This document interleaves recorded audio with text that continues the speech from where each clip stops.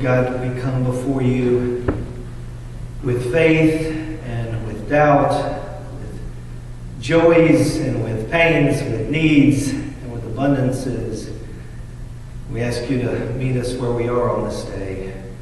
And the truth of us, meet us here and help us to find you, to be blessed by you, and to be your blessing in this world. In Jesus' name, amen. Amen. Please be seated.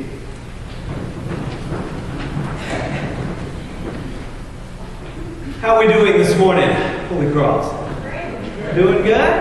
Well, we had a vestry retreat yesterday, so I see a couple of the vestry members out there, and they're like one eye open. We spent all day together. I'm the same way this morning. Well, if you're feeling all right this morning, hang on to that. Let's relook at this gospel lesson. Jesus said, you are liable to the hell of fire if you get angry with someone. If you ever insult anyone, you're liable to the hell of fire. If you even say, you fool, you are liable to the hell of fire. If you ever look at someone with lust, if you've ever been divorced, if you ever promise anything or an oath, you're liable to the hell of fire. How are we doing, Holy Cross? Right. Just so we're clear, just a pastoral moment here. Will you please join me in this? Just to make sure no one thinks it's just them. Would you join me in raising your hand if you hear these words, you feel judged, and you know you don't add up? Okay. We truly do have to take a breath when we hear this. These serious words of Jesus. And remember, our God is Jesus Christ. He's here to help. Right? So let us take a breath and seek to glean from these scriptures what God would have us to glean, to bless us, and to use us to bless others. It's a difficult message, honestly. The law is one of those things you can't live with and you can't live without. Sort of like some of our spouses, I think, right? Not my spouse, honey, but I've heard that of other people's spouses in other places. Completely not me. Jesus, in this section of the Gospel of Matthew, he does some really wonderful and strange things. Marshall Craver last week got part of this message, and then we get a continuation today. So I need to step back and sort of set the stage and remind you what we read last week when Reverend Craver was here. Last week Jesus says this. He says, I've not come to abolish the law, but to fulfill it. I've not come to abolish the law, but to fulfill it. And actually, every letter of the law, every stroke of the letter of the law, has a purpose that is important to God and will be fulfilled. It will not pass away. And anyone who does not obey the law, its teachings, and teaches others not to obey the law, will be counted least in the kingdom of heaven. God loves the law. That sounds strange to our Reformed ears, doesn't it? God loves the law, and it has a purpose. But then Jesus says a very important line that is the beginning to what we read today. He says, but unless your faith is greater than the Pharisees and the scribes, you will never enter the kingdom of heaven. And then he goes on to say, you've heard these religious leaders, these Pharisees and scribes, you've heard them teach that thou shalt not do murder. But I say, if you are angry with a brother or sister, you are liable to hell. You've heard him say, you should not do adultery with your body. But I say, if the conditions of your heart are adulterous, then you are liable to the fires of hell. You've heard them say that you should not bear false witness. But I say, you should not swear on anything, but be truthful in your heart. Jesus says, listen, you've heard these Pharisees and religious leaders say that it's about what you do with your body, but God is here to tell you He's concerned with your heart. Your actions matter. But we must not be fooled to believing that we can clean the outside of the cup and leave the inside dirty and yet find the change that we all really desperately need. No, that change takes an inside job. The law has a purpose, and it's a loving purpose, although we don't think of it that way very often. I mean, the law's purpose definitely is not perfectionism. So I'm going to say three things about this reading today.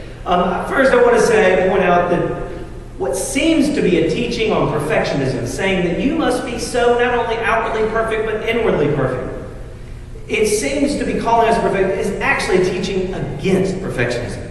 Jesus takes the law and he builds a hedge around it. And he builds a hedge so high that no one could ever imagine getting over it. No one is ever righteous enough to get over these commandments. And in so doing, he's showing the foolishness of the scribes and the Pharisees. You can't be so good that you don't need help, that you don't need to listen to Christ. So that's the first thing. It's against perfectionism. And the second thing, I think you can hear it, that this is a call inward, isn't it?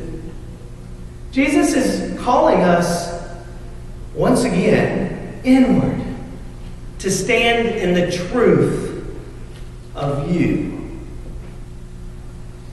Isaiah 57 says this beautifully, I think. Isaiah, and I'll paraphrase, he says, our lives are like the tossing sea, always moving to and fro, kicking up mire and dirt. And what's so wonderful about that to me is how the waters of the sea don't have to do anything special to kick up mire and dirt. It's just their natural motion of the waters of the sea kick up this mire and dirt. The same thing is with our lives. We don't have to do anything special to kick up the mire and dirt, to make mistakes, to create sin, separation from God. This is part of our nature, the movement of our lives.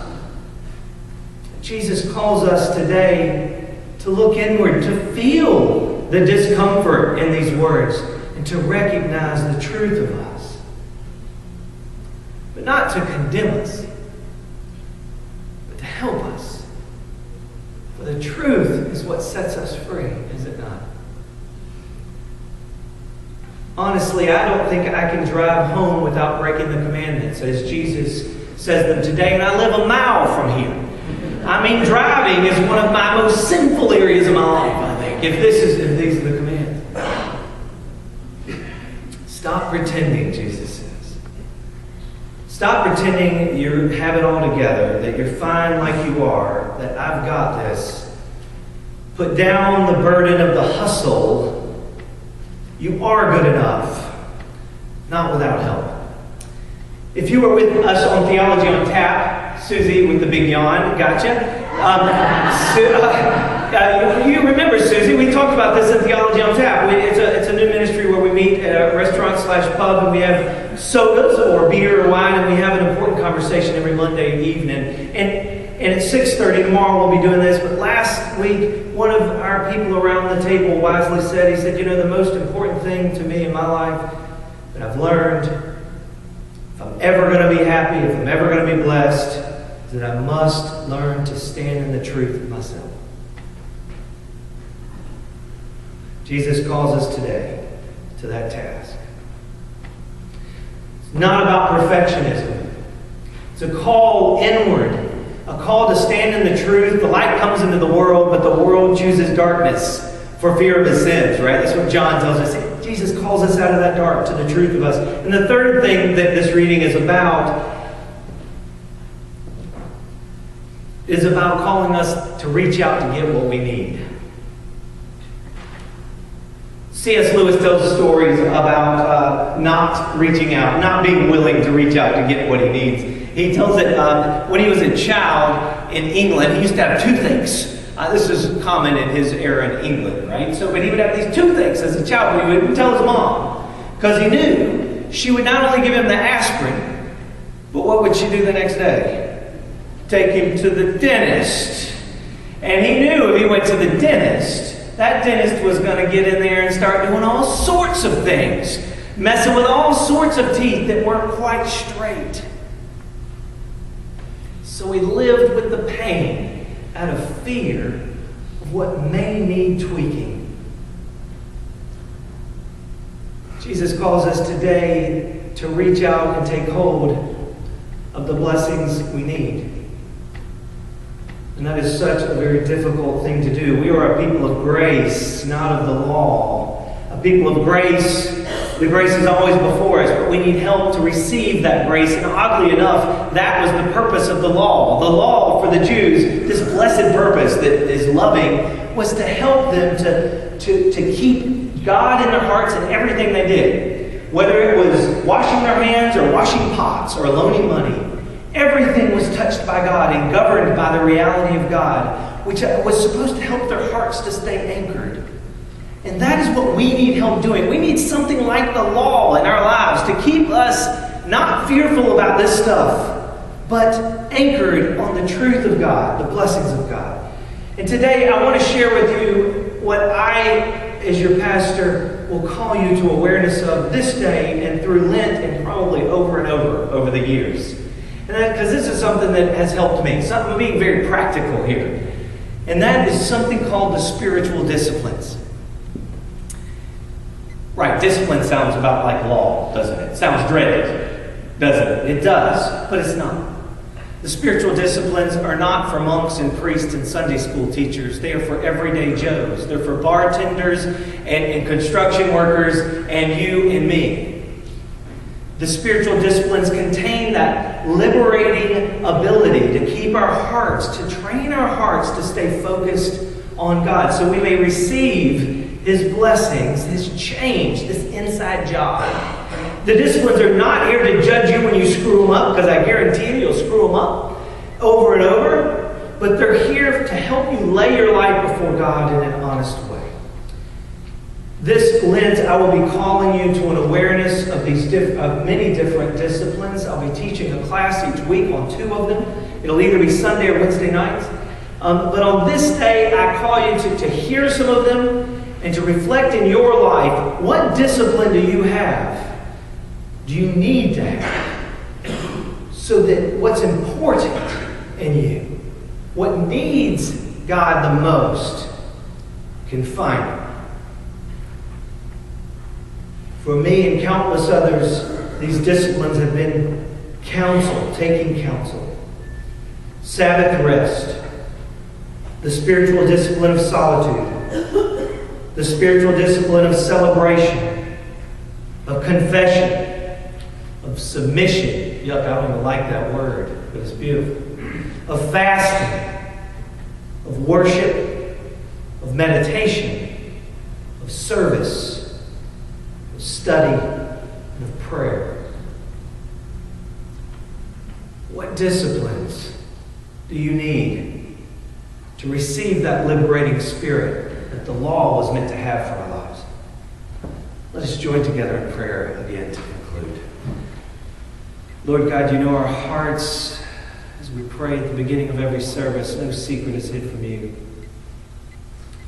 You know the change we need, the blessing we need is real, and only you can give it. Help us to prioritize that change, to be open to laying ourselves in your dentist chair and receiving your will for us. In Jesus' name, amen.